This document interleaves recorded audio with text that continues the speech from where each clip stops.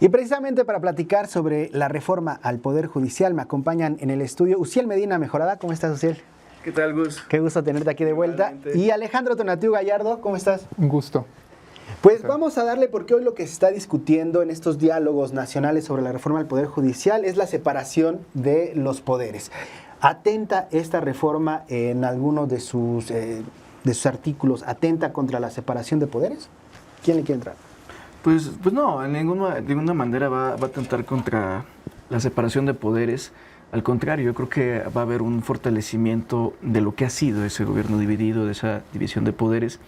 Y hay que precisar que por primera vez se está tomando al Poder Judicial dentro de un aparato de reformas que ya ha vivido el Ejecutivo, que ya ha vivido el Legislativo, pero el Poder Judicial no se había tocado.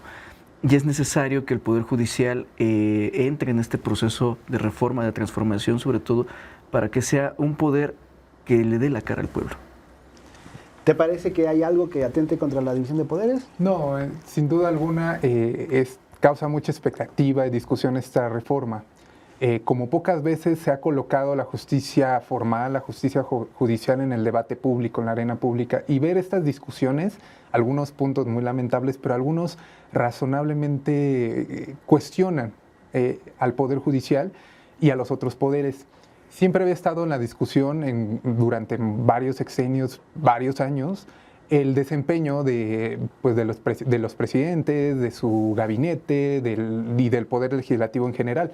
Pero tener la discusión pública de cómo trabaja el Poder Judicial, si está bien conformado, si es eficiente o no es eficiente, cómo es, en general, cómo es el desempeño del Poder Judicial, es algo muy novedoso y que se ponga y que incluso se cuestione y a veces hasta se confronten entre poderes, no tendría que ser un problema serio, ¿no? De preocupación.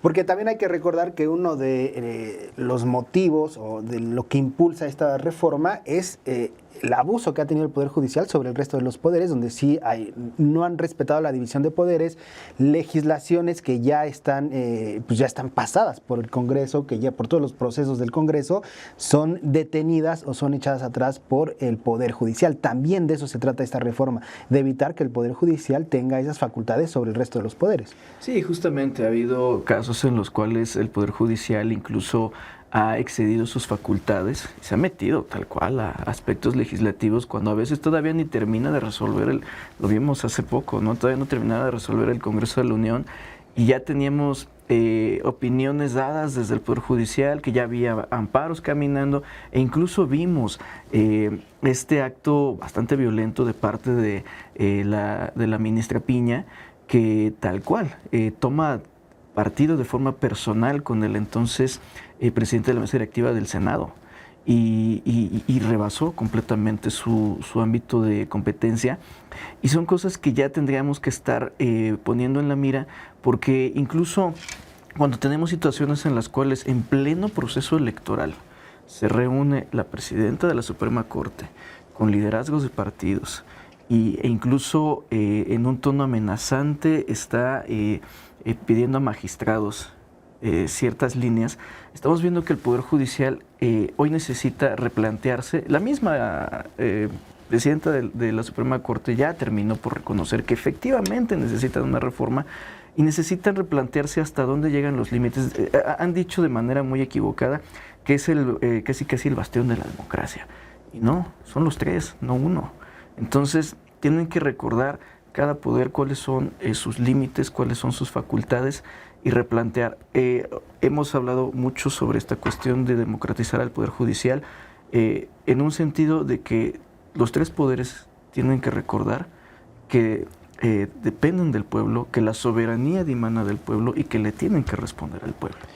Creo que es interesante cuáles son los límites de cada poder y en dónde no se tienen que meter. Creo que es algo que damos por sentado como ya en esta discusión, como ciudadanos, como votantes, pero cuáles son los límites, en dónde no se tendrá que meter el Ejecutivo con el Legislativo, en dónde no se tendrá que meter el Judicial con el Legislativo.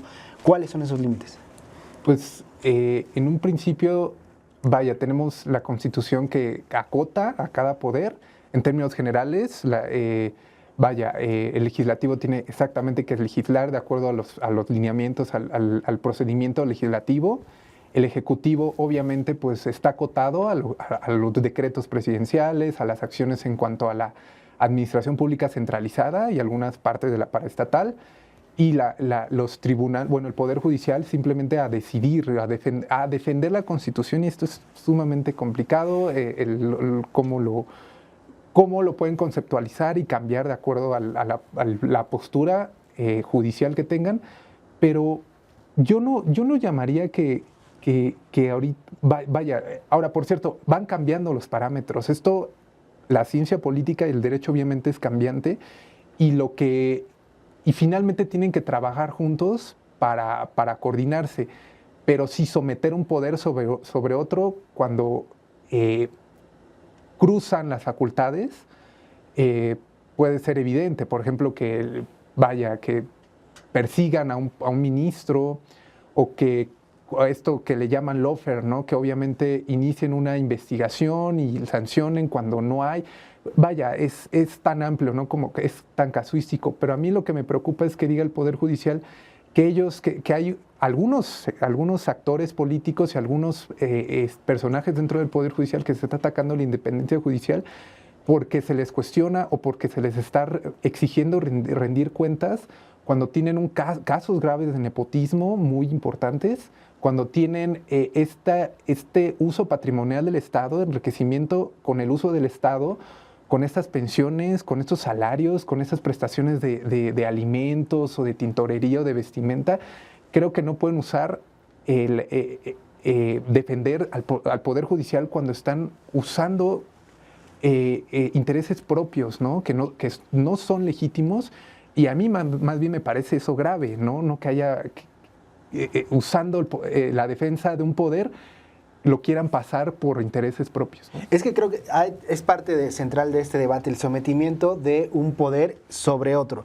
Los opositores dicen que busca someter al Poder Judicial, al Poder Ejecutivo. El Ejecutivo se defiende y dice, no, es darle al pueblo el poder de votar y de elegir, y que sean los jueces, respondan al pueblo, pero también lo que parece que está defendiendo el Poder Judicial es seguir sometido a un poder económico o a un poder político externo a los tres poderes de la Unión. Sí, claro, ha habido una participación de poderes fácticos que se han beneficiado de la actual forma en la que se ha constituido el Poder Judicial y de cómo más bien también se ha corrompido el Poder Judicial. Y lo podemos ver, por ejemplo, en casos donde resuelven ipso facto algunas sentencias o algunas diferencias, ¿no?, en materias jurídicas. Y que generalmente, pues, ¿quiénes son? Son empresarios, son algunos o son los políticos, o los encajonan, ¿no? De repente, pues, el tema de pagar impuestos, pues ahí se guarda y no se somete a discusión. Mientras que tenemos, por ejemplo, personas en prisión que si uno va y toma nota de encuesta, vamos a ver que 6 de cada 10 personas que están en prisión todavía no están resueltas sus sentencias. ¿Y cuántas personas y sobre todo si hablamos del periodo del Calderonato, donde mucha gente fue llevada a prisión sin realmente elaborar un juicio prudente, pues muchas personas siguen ahí siendo inocentes? Incluso habría personas que ya hasta podrían haber cumplido una sentencia si se les hubiera dado y no se las han dado. También tenemos casos como lo que son juicios en materia civil y familiar, que se van atorando. 70% de los juicios atorados son materias que podrían inclusive hasta resolverse, ¿no?, en temas de los, ¿cómo se llama?, de los procesos abreviados, ¿no? Entonces estamos viendo que es un Poder Judicial ineficiente. Si uno le pregunta a la gente que ha vivido, digamos, esta tortura de tener que estar llevando un litigio, la mayoría de la gente te va a decir, pues no nos ha respondido. Pero a los que sí les ha ido bien son precisamente a los potentados. Y eso es de lo que se demanda. Hay que tener bien en cuenta que la elección del 2 de junio, más allá de la continuidad de la transformación, más allá de llevar a la primera mujer presidenta, fue mucho el plan C. Y la gente que vio este choque con el Poder Judicial está reclamando precisamente una reforma profunda al Poder Judicial. 30 segunditos para despedirnos. ¿Qué le tenemos que poner atención a esta reforma? ¿Qué le falta? ¿Cuál es tu punto de vista de esta reforma? Bueno, algo que se ha olvidado mucho en los foros, bueno, en general en el debate público, es que Claudia Sheinbaum, en sus 100 puntos para la transformación, propuso reformar a los poderes judiciales locales a través de una reglamentación general, regular a la profesión jurídica a través de alguna, en general, regular a los abogados. No profundizó en la mayoría de los detalles, obviamente, pero también a las fiscalías. También propuso regular a la fiscalía, reformar a las fiscalías, pero también jueces de paz, me parece, o algo parecido a lo que se llevó a la Ciudad de México para resolver los conflictos que, vaya, los más fáciles o los que algunos requisitos va a poner. Entonces hay temas que no se están tomando. Espero que en el Congreso salgan estos temas y los puedan resolver y que hagan una reglamentación adecuada, pero habrá que ver.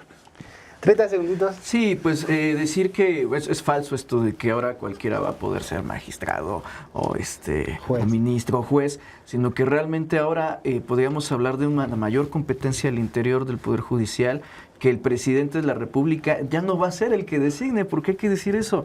El presidente lleva una terna, si no la aceptan, manda otra terna, y si no la aceptan, ya designa de forma directa. Entonces hay un conflicto de intereses ahí también. Ahora podrá haber competencia, incluso a personas que no forman parte de un clan dentro del Poder Judicial, poder levantar la mano y decir, yo quiero ser.